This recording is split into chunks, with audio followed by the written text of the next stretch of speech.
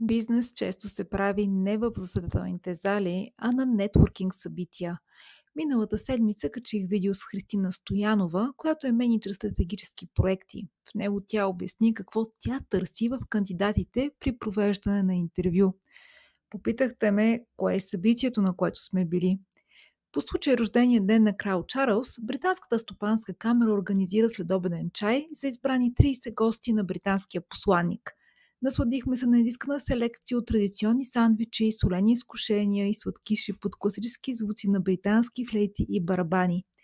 И най-важното – средата, в която разговорите за бизнес и икономика са наистина вдъхновяващи. Ако желаете да ви съдействаме за спечелване на мечтаната работа, запишете се на линка тук за безплатен 5-минутен разговор с нас от Имаш HR.